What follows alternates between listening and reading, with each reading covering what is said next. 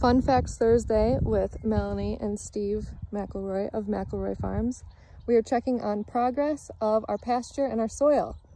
What are we looking at?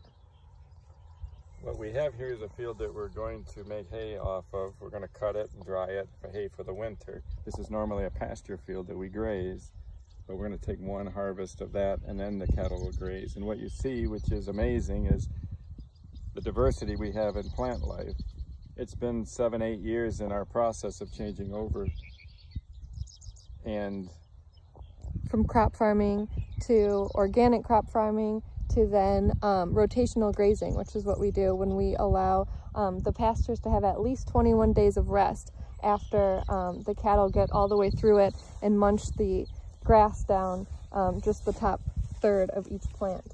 And then the ground is able to recuperate on its own, and that's where we get the eco-regenerative soil regenerative program from. And all the plants that you see just came from not tilling it and grazing cattle on it. Began with just what you might call weeds in the beginning to now a very diverse crop of grass and broadleaves, clover. Yeah, they didn't actually plant any of these seeds. Cattle, by their stomping and eating and pooping and moving along this concentrated area, they actually activated millions of year-old seeds that were down in the ground, and they just came up to the surface and grew on their own. And the cool part is that the fact that we graze them in different pastures and in different fields across the whole farm, which is about 750 acres of grazable land, they carry seeds with them because they eat them, digest them, and then they poop them out somewhere else. And so they're able to move diverse plant life a mile or two to the other side of the farm, all on their own. And then of course birds and insects and other pollinators help do that too.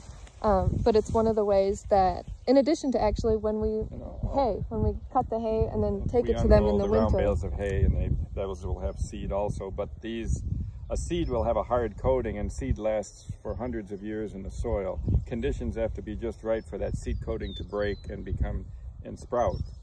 And what we're trying to do is get the conditions right for the grasses and plants to grow. And we're doing that. As you can see, a lot of these seeds have been in the ground for 100 years, and finally they're starting to germinate, and there's really not going to be any limit to the diversity that we're going to obtain over time. And it's really cool. You can actually hear and see the different insect, bird, fungi, and microbial life that has come back to the soil, both above and below the ground.